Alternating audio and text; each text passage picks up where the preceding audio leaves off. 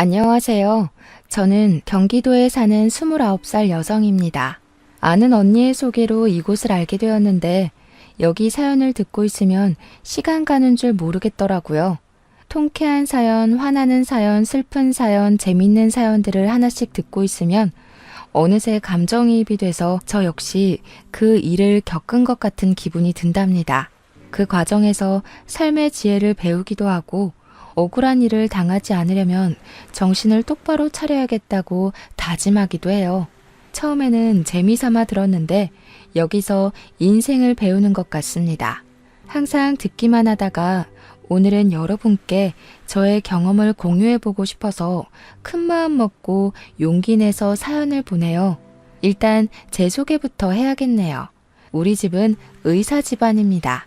저희 아빠는 종합병원 소아과 의사 선생님, 엄마는 같은 병원 산부인과 의사 선생님이세요. 부모님은 의사가 되기가 많이 힘들어도 막상 되고 나면 성취감도 크고 여러모로 좋으니 의사가 되라고 하셨어요. 하지만 의사가 어디 내가 하고 싶다고 해서 할 수 있는 직업인가요? 죽도록 공부해도 될까 말까 한 의사인데 사실 저는 공부에는 큰 흥미가 없었답니다. 공부보다는 노래 부르고 춤추는 것에 더 관심이 많아서 학창 시절 성적은 꼴찌만 면하는 수준이었어요. 그나마 다행인 것은 부모님이 제게 공부하라고 강요하지도 않았고 성적도 낮다고 혼을 내시지도 않았습니다. 아마 그래서 제가 기죽지 않고 당당하게 살 수 있었던 것 같아요. 부모님은 세상엔 의사 말고도 할 수 있는 직업이 많으니 하고 싶은 게 있다면 뭐든 해도 좋긴 한데 단 예술 쪽만큼은 하지 않기를 바라셨어요. 예술 쪽 일은 경쟁이 너무 치열하고 먹고 살기가 정말 힘들다고요. 하지만 저는 사람들 앞에서 춤추고 노래 부르는 것을 너무 좋아했고 그 과정에서 뿌듯함과 쾌감을 느끼곤 했어요. 그러다가 중학교 3학년이 되었습니다. 저는 부모님의 뜻대로 일반 고등학교로 진학하려고 했는데 음악 선생님이셨던 담임 선생님이 제가 노래를 부르고 춤을 추는 모습을 보시고는 일반 고등학교로 가기에는 실력이 아깝다며 예술 고등학교 진학을 적극적으로 권장하셨습니다. 부모님께선 절대 안 된다고 했지만 선생님은 제가 딱 한 번만 도전해 볼 수 있도록 도와달라고 하셨어요. 사실 저도 일반 고등학교보다는 예술 고등학교에 가고 싶던 터라 부모님께 한번 해보고 안 되면 깔끔하게 포기하고 공부만 하겠다고 하며 부모님을 설득했습니다. 어렵게 부모님께 허락을 받고 예술 고등학교 면접을 보러 갔는데 대기실에서 다른 친구들의 모습을 보니 노래도 잘하고 춤도 잘 추고 끼가 정말 많아 보였어요. 반면에 저는 일반 중학교에 다니고 제대로 노래나 춤에 대해 배워본 적이 없는 터라 같이 면접 보는 친구들과 너무 비교되었답니다. 그래도 쉽지 않게 얻은 기회이니 제대로 해보자 싶어 제가 할 수 있는 한 최선을 다해 면접을 봤어요. 하지만 제가 스스로 생각하기에도 너무 부족해 보였답니다.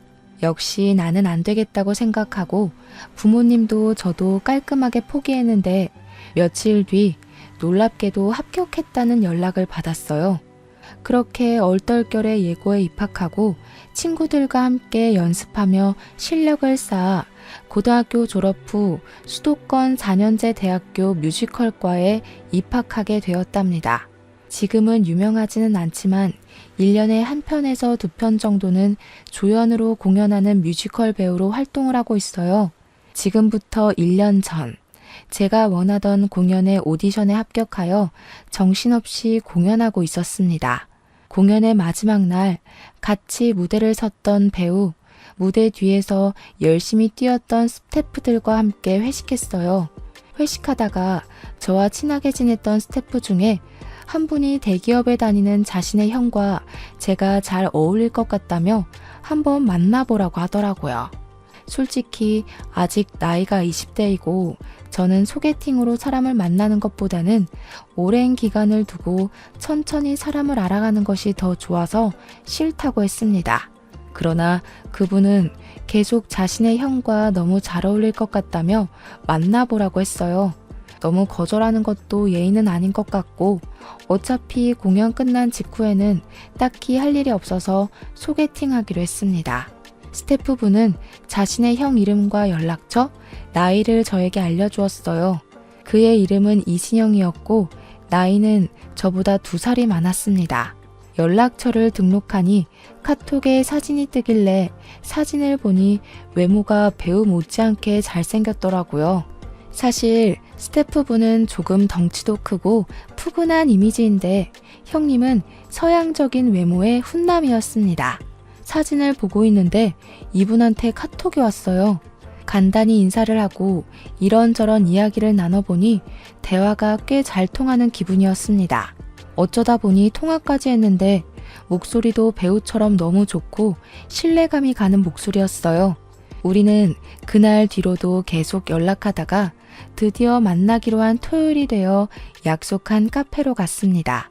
카페에 가니 사진과 똑같이 생긴 남자분이 창가에 앉아 있는데 뭔가 가슴이 쿵 하고 내려앉더라고요.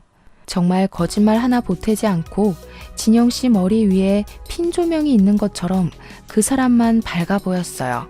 처음 보는 자리라 많이 어색할 줄 알았는데 그 전에 카톡도 하고 전화도 해서 그런지 막 어색하지는 않았고 그저 기분 좋은 떨림과 설렘만이 가득했답니다.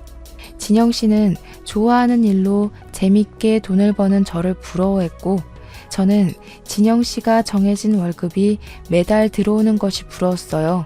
이렇게 첫날은 서로를 부러워하기도 하고 대단하게 생각하기도 하며 저는 진영 씨를, 진영 씨는 저를 알아가는 시간을 가졌습니다. 그리고 다음 날에 또 만나기로 약속했어요. 다음 날에는 오전부터 만나서 같이 영화도 보고 밥도 먹었습니다. 우리가 돈가스를 먹으러 갔는데 직원분이 실수로 뜨거운 수프를 진영 씨의 옷에 쏟았습니다. 솔직히 뜨겁고 옷도 더러워져서 짜증이 났을 텐데 그래도 웃으면서 괜찮다고 하는 모습이 참 좋아 보였어요. 그리고 음식점 직원분들한테 존댓말 쓰며 친절하게 대하는데 따뜻한 사람이라는 생각이 들더라고요. 그 뒤로도 우리는 종종 만나 데이트도 하고 함께 공연도 보러 다니고 등산도 같이 했습니다. 사실 저는 등산하는 것을 좋아하는데 제 또래 친구 중에 등산을 좋아하는 친구가 하나도 없었어요. 그런데 진영 씨가 등산을 좋아한다는 거예요. 저처럼 등산을 좋아하는 제 또래는 처음이라 신기하기도 하고 이게 바로 인연인가 싶기도 했습니다. 이렇게 매일 연락을 하고 일주일에 한 번은 같이 시간을 보내며 서로에 대한 호감을 쌓아갔고 결국 연인이 되었어요. 저와 진영 씨는 모든 면이 잘 맞았는데 딱 2가지가 거슬렸어요. 첫 번째는 저녁만 되면 연락이 아예 되지가 않았습니다. 하루는 너무 답답해서 왜 저녁만 되면 연락이 되지 않냐고 물으니 집에 부모님이랑 같이 있기도 하고 저녁 때는 이것저것 공부도 해서 연락하기가 힘들다는 거예요. 처음에는 조금 이해가 가지 않았지만 어른들과 같이 살기도 하고 본인의 미래를 위해 공부도 해야 하니 그럴 수도 있겠다고 생각했어요. 그리고 2번째는 데이트하는데 휴대전화를 자주 받습니다. 도대체 무엇을 보고 있는지 물어보니 코인에 투자해서 돈을 벌고 있대요. 저는 코인에 투자하다가 잘못되면 다 잃는 거 아니냐고 했는데 소액으로 공부해가면서 조심히 하고 있어서 그동안 손해본 것은 없다고 했습니다. 그래도 제가 걱정을 하니 진영 씨는 요새는 월급만으로는 살 수 없다며 투자도 해야지 돈을 번다고 했어요. 그러면서 빨리 돈을 많이 모아서 저와 결혼하고 싶다고 하더라고요. 사실 우리가 만난 지 얼마 되지 않았기에 그때는 결혼이라는 단어가 참 부담스러웠습니다. 하지만 만나면 만날수록 대화가 잘 통했고 같이 있으면 재밌었기에 진영 씨를 향한 제 마음이 점점 더 깊어져 갔어요. 진영 씨 역시 저에 대한 마음이 깊어졌는지 저에게 결혼 이야기를 계속했습니다. 결국 우리는 만난 지 6개월 만에 결혼까지 생각하고 집에 정식으로 인사드리게 되었어요. 먼저 진영 씨가 우리 집으로 인사를 드리러 왔는데 저의 부모님은 제가 일정하게 정해진 급여를 받는 직업이 아니다 보니 남편은 일반 회사원을 만났으면 좋겠다고 생각하셨는데 딱 그런 사람을 데리고 오니 너무 좋아하셨어요. 이어서 제가 진영 씨의 집으로 인사를 드리러 갔는데 진영 씨의 부모님은 우리 가정에 연예인이 들어오냐며 아주 많이 반가워하셨답니다. 그런데 진영 씨의 집을 구경하다가 보니 진영 씨의 방에 살림살이나 옷이 거의 없더라고요. 사람이 사는 방인데 너무 허전해 보여서 왜 이리도 뭐가 없냐고 물으니 조금 당황해하는 것 같았습니다. 처음에는 대답하지 않으려 하다가 제가 계속 물어보니 사실 자기가 방에 짐을 두는 것을 싫어해서 다 다락방에 넣어놨다고 해요. 그리고 원래부터 패션에 관심도 많이 없고 회사만 다니다 보니 옷도 거의 없다고 했죠. 제가 남자 형제가 없어서 잘 모르기는 하지만 뮤지컬을 할 때 남자 배우나 스태프분들을 보면 거의 매일 똑같은 옷을 입고 오긴 했습니다. 그 모습을 생각해보니 진영 씨의 방이 이렇게 허전한 게 이해가 가더라고요. 아무튼 우리는 문제없이 결혼 승낙을 받았고 이제는 예비 남편이 된 진영 씨와 저는 함께 결혼을 준비하기 시작했습니다. 먼저 우리의 신혼집과 혼수를 어떻게 마련할지에 대해서 이야기했어요. 저는 결혼할 때 신혼집과 혼수를 반반씩 하는 것이 좋다고 말하며 그동안 제가 모은 돈을 공개했습니다. 사실 저는 공연이 있을 때는 뮤지컬 배우 일을 하지만 공연이 없을 때는 많은 아르바이트를 했어요. 배우라는 직업이 다양한 삶을 표현해내야 하잖아요. 관객이 충분히 공감될 만한 연기를 하기 위해서는 최대한 많은 경험을 하는 것이 좋을 것 같아 음악학원 강사부터 편의점, 식당, 택배 아르바이트 등 어지간한 아르바이트를 다 했어요. 그리고 어린 시절부터 세뱃돈이나 용돈을 받으면 다 차곡차곡 모아둬서 그동안 통장에 모아둔 돈이 7천만 원 정도가 있었습니다. 또한 결혼하면 부모님이 2억 정도는 보태주실 수 있다고 하셨어요. 반면에 예비 남편은 그동안 모아둔 돈이 1,000만 원이 다였습니다. 대기업이면 월급도 많이 받을 텐데 그동안 받은 돈 다 어디로 썼냐고 물었더니 부모님 생활비와 병원비 드리고 남동생 용돈도 줬다고 했어요. 그리고 얼마 전에 코인을 하며 돈을 좀 잃어버려서 지금 이거밖에 없다는 거예요. 결혼하는데 돈이 다는 아니지만 그래도 현실적으로 적지 않은 비중을 차지하기에 조금 걱정이 되었습니다. 예비 남편은 그런 저의 생각을 눈치챘는지 코인으로 잃은 돈을 되찾기만 하면 코인에서 손을 뗄 것이고 부모님과 남동생의 용돈을 줄이겠다고 했어요. 그러면서 예비 시아버지는 지금 아파트에서 경비 일을 하고 계시지만 젊은 시절 대기업에서 근무하셔서 그때 모아둔 돈도 있고 퇴직금도 있어서 부모님의 노후는 걱정이 없고 남동생도 꾸준히 일하고 있으니 앞으로 돈 때문에 많이 힘든 일은 없을 것이라고 했습니다. 저는 예비 남편이 모은 돈이 생각보다 너무 없어서 조금 걱정되긴 했지만 부모님의 노후 걱정은 하지 않아도 된다고 하고 예비 남편은 대기업에 다니니 큰 문제가 없다고 생각했어요. 신혼여행은 예비 남편이 회사 일이 바빠서 계속 연락을 주고받아야 하니 외국은 안 될 것 같고 제주도로 가자고 했습니다. 내심 해외로 가고 싶었으나 제주도를 한 번도 못 가봐서 남편의 뜻에 따르기로 했네요. 그리고 원래는 예단 같은 것은 하지 않기로 했었지만 부모님은 그래도 할 것은 해야 나중에 할 말 다 하고 산다며 예단을 하라고 하셨어요. 그래서 예비 시부모님께 1,000만 원을 드리고 정장에 명품 가방까지 드렸습니다. 원래 예단비 1,000만 원 드리면 봉채비로 절반 정도 다시 돌려주신다고 하던데 그런 건 없었어요. 주시면 감사하겠지만 다시 받으려고 보낸 건 아니기에 그냥 그러려니 했답니다. 우리의 결혼 준비는 큰 싸움 없이 아주 무난하게 잘 진행되었어요. 드디어 결혼식 날이 되었습니다. 하객들이 오시는데 제 쪽과 남편 쪽 하객의 분위기가 너무 달랐어요. 저의 하객들은 다들 시끌벅적한데 남편의 하객들은 이상하리만치 조용했습니다. 하객끼리 서로 아는 것 같지도 않고 그냥 영화 보러 온 사람들처럼 다들 가만히 앉아만 있었어요. 결혼 사진을 찍는데도 되게 어색하더라고요.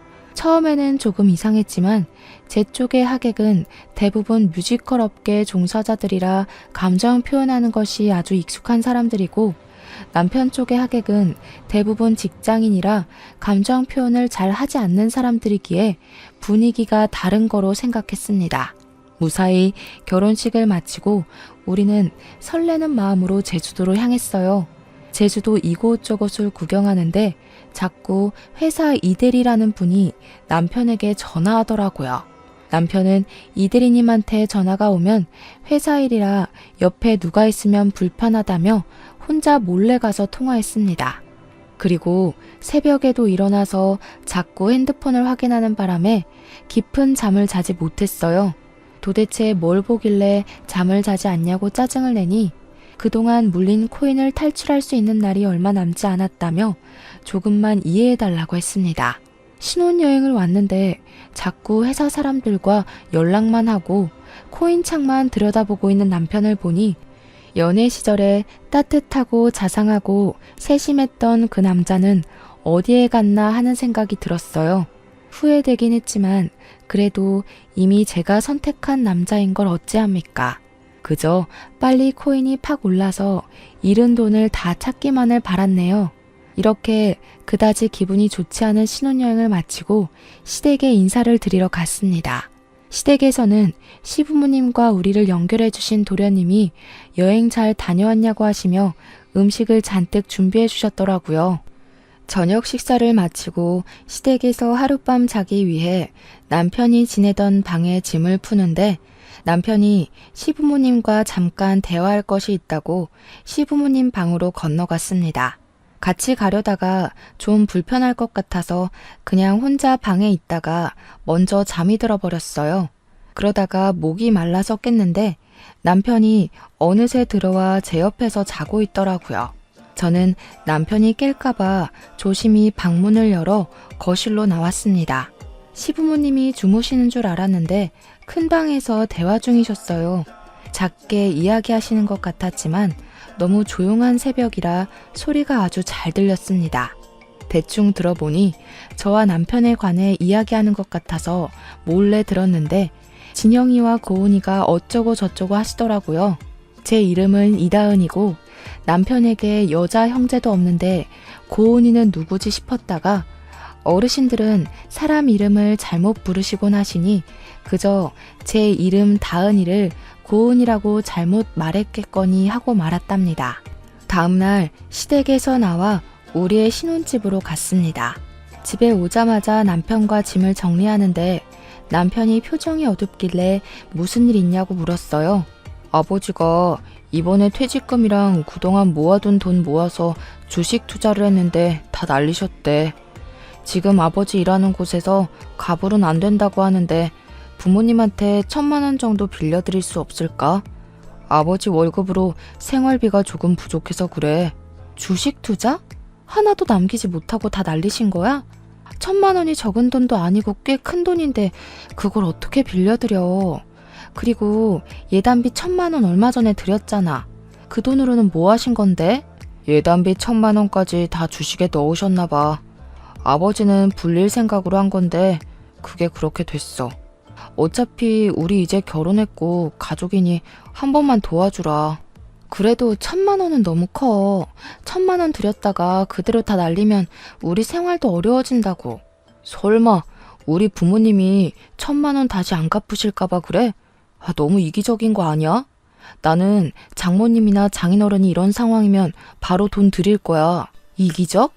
솔직히 우리 부모님한테도 1,000만 원 빌려드릴 때는 조심스러운데 결혼한 지 10년이 된 것도 아니고 지난주에 결혼했는데 바로 1,000만 원을 빌려달라니 좀 그렇네. 그럼 뭐 지금 결혼하자마자 이혼이라도 하겠다는 거야 뭐야? 이혼하자는 게 아니라 금액이 워낙 큰 돈이고 당황스러워서 그런 거지. 일단 생각 좀 해볼게. 예비 남편은 신혼여행을 마치고 일상으로 돌아오자마자 1,000만 원이라는 큰돈을 빌려달라고 했습니다. 저는 정말 빌려주기 싫었지만 우리는 결혼을 한 사이이고 시부모님이 경제적으로 힘들면 아무래도 우리 사이도 좋지는 않을 것이니 일단 지금은 도와드리기로 했어요. 그러나 1,000만 원은 너무 큰 돈이니 500만 원만 드리고 다시는 이런 식으로 돈 빌리는 건 안 된다고 신신당부하며 남편에게 주었습니다. 그러면서 남편에게도 코인으로 돈을 잃을 수도 있으니 빨리 코인 정리하라고 했어요. 남편은 제게 너무 고맙다고 하며 다시는 이런 일 없을 것이라고 맹세했습니다. 다음 날이 되었어요. 남편은 회사에 출근하고 저는 집에서 혼자 신혼집 청소를 하고 있었습니다. 집에 있는데 시어머니가 반찬을 가득 챙겨서 오셨어요. 아무래도 제가 음식을 하지 못할 것 같아서 반찬 좀 몇 개 만들었다고 하시며 냉장고에 넣고 바로 가실 것이라고 했습니다. 만들어주신 반찬을 건네받았는데 게장이 있더라고요. 사실 저는 갑각류 알레르기가 있어서 게장을 먹지 못합니다. 어머니, 사실 저 갑각류 알레르기가 있어서 게장을 먹지 못해요. 생각해서 해주셨는데 못 먹어서 어째요? 갑각류 알레르기? 너 저번에 식당에서 게장 나왔다고 엄청 좋아했잖아. 네? 제가 어머니와 같이 식당에 갔던 때는 상견례 때뿐이었고 거기서는 게장이 나오지 않았었는데요. 그랬지. 내가 다른 아이랑 착각했나 보다. 게장은 다시 들고 가마. 내가 갑자기 은행에 갈 일이 있어서 나 간다. 청소 열심히 하렴.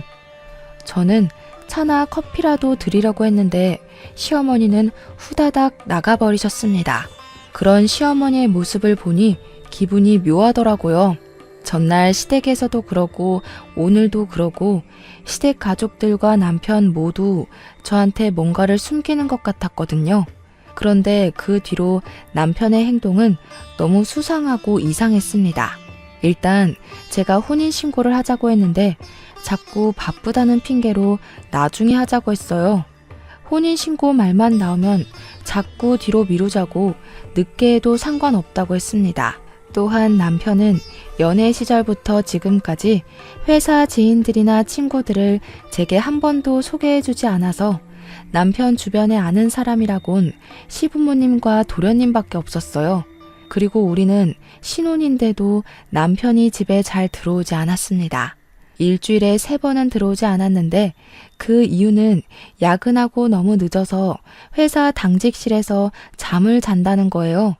대기업이라 월급을 많이 주니까 그만큼 일을 많이 부려먹는구나 싶다가도 결혼 전에는 야근을 한 번도 안 하던 남편이 결혼 후 자꾸 야근한다니 뭔가 서운하더라고요.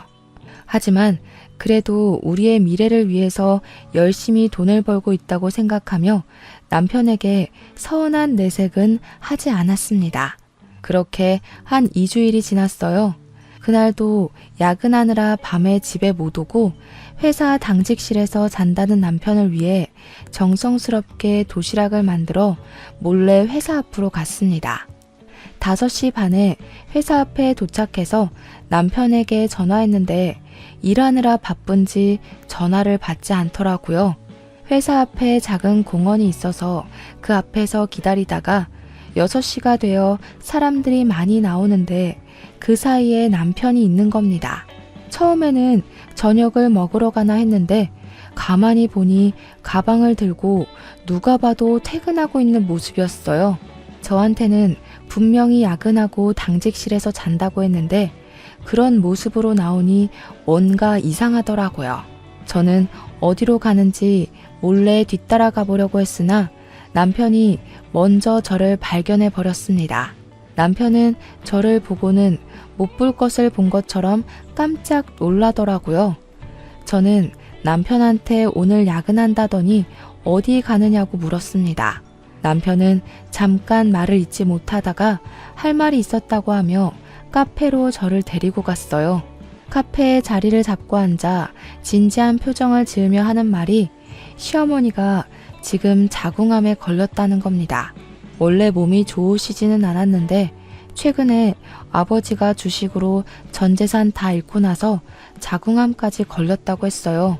지금 초기이기는 하지만 수술을 꼭 해야 한다는데 아버지의 월급이 얼마 되지 않고 남편도 결혼한다고 이것저것 사느라 돈이 없고 남동생도 요새 경제적으로 힘들어서 수술비 마련을 하지 못했다고 했습니다. 그래서 돈을 마련하기 위해 친구가 운영하는 가게에서 새벽 3시까지 아르바이트를 했다가 일이 마치면 가게에서 자고 바로 회사로 출근했었대요. 제가 힘들지 않냐고 하니 어차피 친구 가게에서 매일 일을 하는 것도 아니고 일주일에 3일 정도만 하는 거니까 괜찮다고 했습니다. 그러면서 신혼인데 이런 얘기만 해서 미안하다고 울먹이는데 남편이 너무 불쌍해 보이더라고요. 그래서 말인데 딱 한 번만 더 1,000만 원 정도 빌려달라고 하면 빌려줄 수 있어? 나 반드시 갚을게. 지금은 상황이 이래서 그렇지만 내가 공사판에서 일하면서라도 꼭 갚을게. 솔직히 조금 빌려주기 그렇긴 하지만 일단 편찮으신 어머니 수술은 해야 하니까 돈 빌려줄게. 대신에 이번엔 차용증 쓰자. 여보가 서운해도 1,000만 원이 적은 돈이 아니니까 확실히 해두는 편이 나을 것 같아. 이해하지? 그럼 이해하지. 고마워. 그리고 부탁이 있는데 엄마가 여보의 돈으로 암 수술 받아야 하는 거 알면 많이 불편해하실 것 같은데 그냥 엄마가 편찮으신 건 여보는 모른 척 해주면 안 될까? 뭐? 아무리 그래도 며느리인데 어떻게 암 수술하시는 것을 모르는 척해. 그건 아니지. 그렇긴 한데 그래도 엄마도 그러고 아버지도 돈을 빌리는 것에 대해 많이 불편해하셔서 그래. 사실 얼마 전에 500만 원 빌릴 때도 아버지가 정말 면목이 없다고 하셨거든. 지금 엄마 수술도 여보 돈으로 한다는 거 알면 두 분 심적으로 매우 힘들어 하실 거야. 그냥 여보는 모른 척 해줘. 부탁이야. 남편의 이야기가 잘 이해가 되지는 않았지만 환자가 원한다는데 마음 편하게 해주는 것이 더 나을 것 같아 그냥 알겠다고 했습니다. 저는 남편과 집에 가서 돈을 빌려주겠다는 차용증을 썼어요. 남편은 부부간에 계좌이체를 하면 나중에 세금을 내야 할 수도 있다며 1,000만 원을 본인의 통장이 아닌 현금으로 요구를 하더라고요. 사실 세금에 관한 내용은 잘 몰랐기에 남편의 말을 따라 다음날 1,000만 원을 뽑아서 퇴근한 남편에게 주었습니다. 남편은 돈을 보며 너무 고맙다고 하고 엄마한테 말씀드려야겠다고 시댁에 간다고 했어요. 그리고 부모님과 이야기하다가 늦어질 수도 있으니 혹시라도 자기가 너무 늦으면 기다리지 말고 먼저 자라고 했습니다. 그래서 저는 그날도 남편 없이 혼자 잠이 들었네요. 그 뒤로 남편은 시어머니 병간호를 해야 한다고 일주일에 3번 정도는 집에 들어오지 않았습니다. 주말에도 남편은 병원에 있느라 저 혼자 시간을 보내야만 했죠. 어머니 수술은 잘하셨는지 물어보니 제게 돈을 받고 바로 다음날 수술하셨는데 잘 됐다고 했어요. 제가 그래도 며느리인데 정말 가지 않아도 되냐고 물으니 엄마가 너무 불편하다고 절대 오지 말라고 했다는 겁니다. 그럼 전화라도 드리겠다고 하니 지금은 엄마가 힘들어하셔서 전화도 하지 말고 다음 달에 한번 찾아가자고 했습니다. 그렇게 한 달 정도가 지났어요. 뮤지컬 오디션 공고가 떠서 오디션 준비를 하는데 소아과에서 근무하시는 아빠한테 전화가 왔습니다. 제가 전화를 받자마자 대뜸 아빠는 혼인신고 했냐고 물으셨어요. 남편이 바빠서 혼인신고는 하지 않았는데 왜 그러시냐고 물었더니 병원에 5살 정도 되는 남자아기가 입원했는데 남편이랑 너무 똑같이 생겼다는 것이에요. 세상에 닮은 사람들이 많이 있으니 그럴 수도 있다 치지만 문제는 이 아이의 차트를 보니까 세대주가 남편 이름, 즉 이진영으로 되어 있다고 합니다.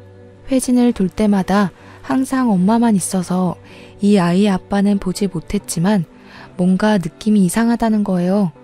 병원에 있으면서 한번 예의주시하며 볼 테니 저도 혼인신고는 하지 말고 그냥 있으라고 하셨어요. 일단 알겠다고 하고 끊었는데 제 눈으로 확실히 확인해 봐야겠다는 생각이 들어 아빠가 근무하시는 병원으로 달려갔습니다. 아빠가 말씀하셨던 아이를 보니 정말 남편이랑 너무 똑같이 생겼더라고요. 그리고 아이의 엄마로 추정되는 여자는 지쳐 보였습니다. 저는 아이 엄마에게 다가가서 혹시 이진영이라는 사람을 아시느냐고 하며 남편과 저의 결혼 사진을 보여줬어요. 그랬더니 깜짝 놀라며 우리 아이 아빠인데 당신은 누구시냐고 물었습니다. 순간 시부모님이 결혼식 후 시댁에 갔을 때 밤에 고은이라는 이름을 말했던 것이 기억났어요. 그리고 남편이 신혼여행 때 이대리라는 사람과 계속 연락했던 기억이 나서 혹시 이름이 이고은 씨가 맞냐고 물어봤는데 맞는다는 거예요. 그래서 저는 얼마 전에 이진영이라는 사람과 결혼을 했는데 유부남의 아이까지 있는 줄은 전혀 몰랐다고 말씀드렸습니다. 고은 씨는 절망감에 손을 떨며 남편에 관해 이야기하는데 내용이 정말 충격적이었어요. 고은 씨는 6년 전에 남편과 결혼을 했었습니다. 그 당시 고은 씨의 친정은 사업이 아주 잘 되고 있었기에 결혼하면서도 거액의 예단을 줬고 고은 씨의 친정에서 둘이서 살라고 좋은 집도 마련해 줬다고 해요. 그렇게 결혼을 하고 1년 후 아이도 낳았습니다.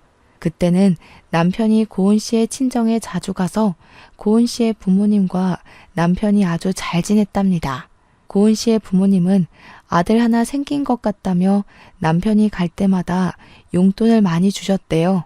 그리고 시부모님의 생신이나 명절날이 되면 고은 씨의 친정 부모님은 명품 옷, 가방이나 좋은 음식들을 항상 드렸다고 했습니다.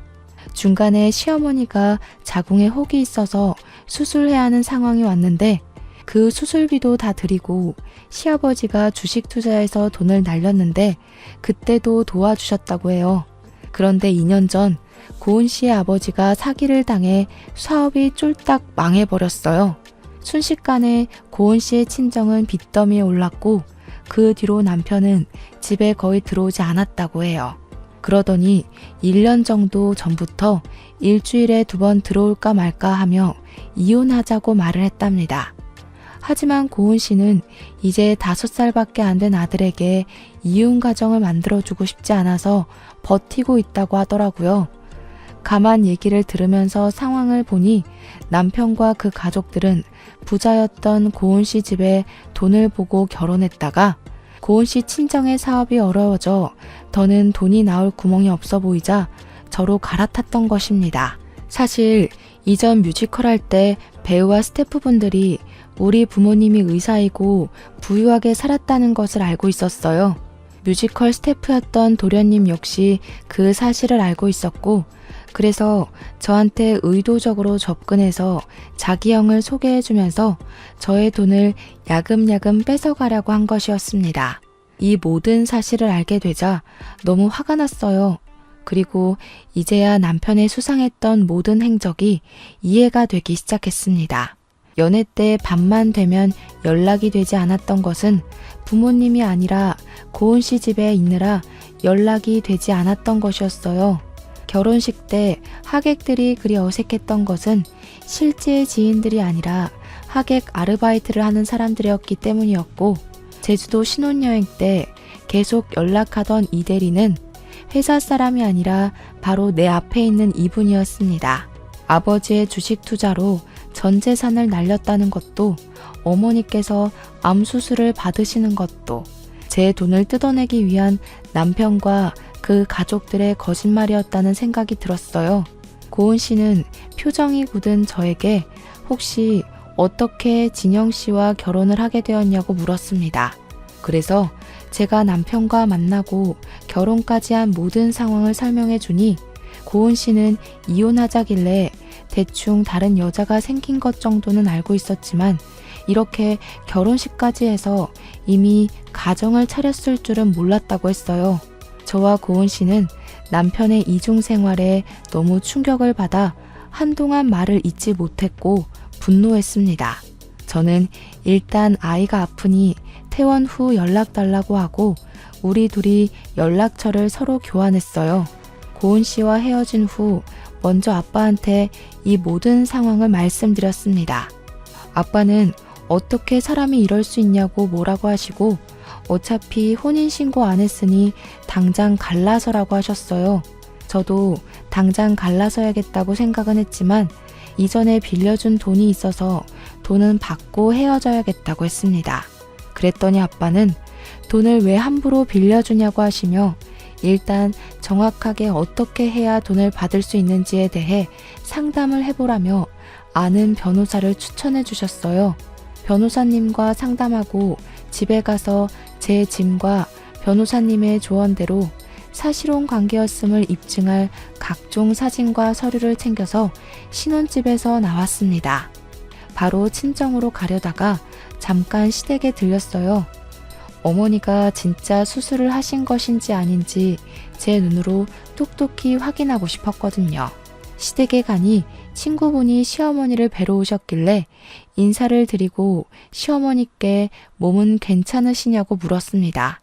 그랬더니 시어머니는 아주 당황하시며 우물쭈물 하시더라고요.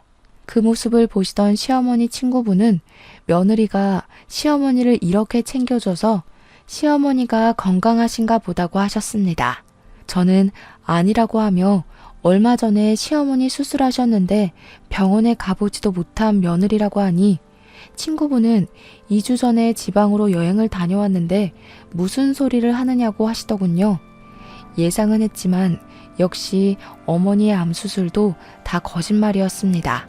저는 그 집에서 나와 친정집에 가는데 남편과 그 가족은 사이코패스가 아닐까 하는 생각이 들었어요.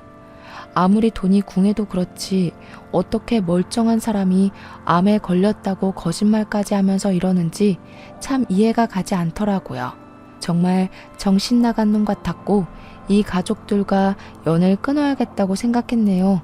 친정에 와서 마음을 겨우 가라앉히고 있는데 저녁 시간이 되니 남편이 왜 집에 없느냐고 전화가 왔습니다. 저는 혹시나 하는 마음에 남편과의 통화 내용을 녹음하기 시작했어요. 나 친정이야.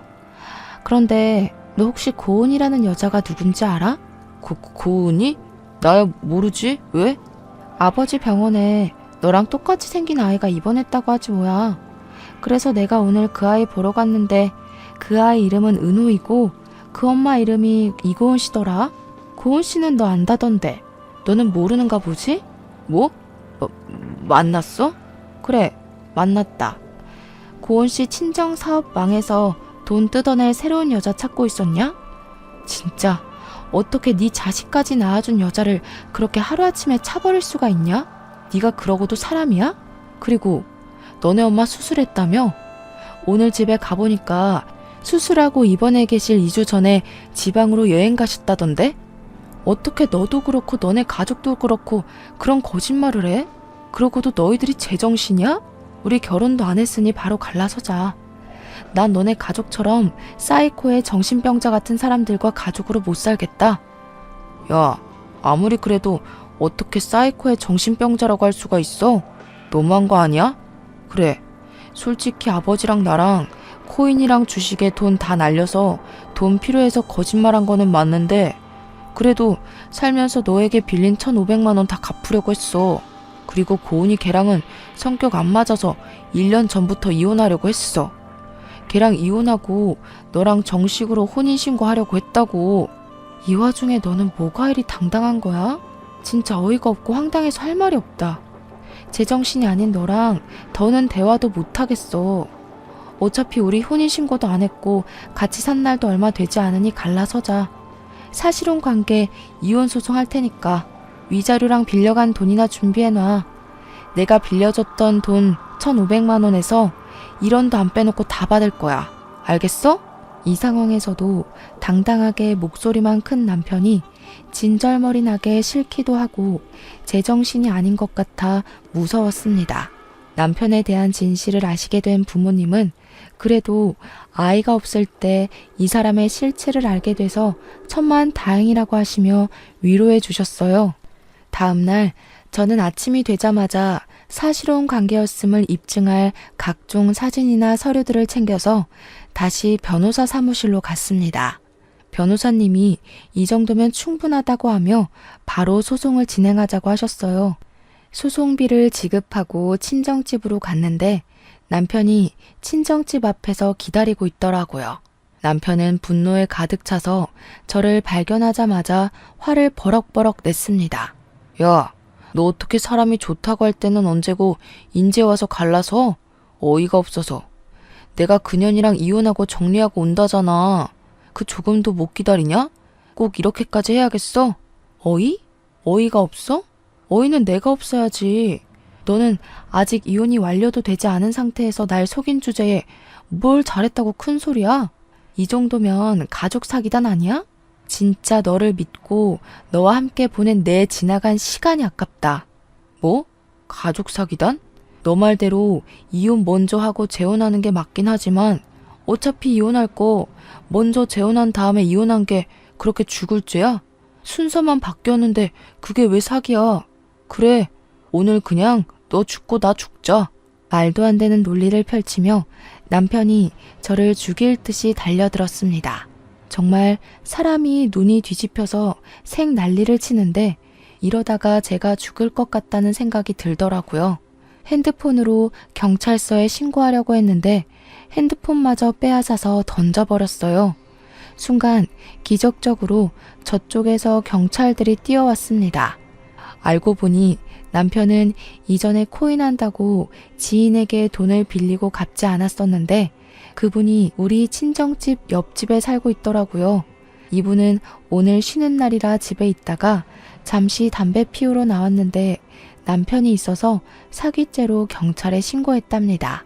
그런데 남편이 저를 때리려 하고 윽박 지르고 소리를 지르자 이분이 모든 상황을 다 녹화해 두셨어요.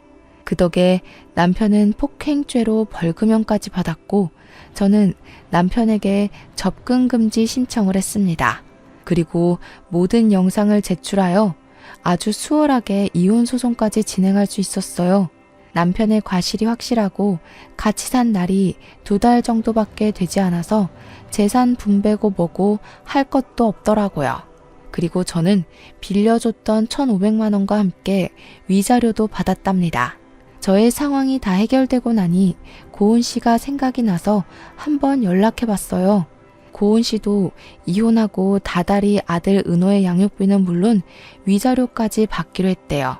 그렇게 무사히 이혼하기는 했는데 저와 고은 씨는 생각하면 할수록 너무 억울하고 화가 났어요.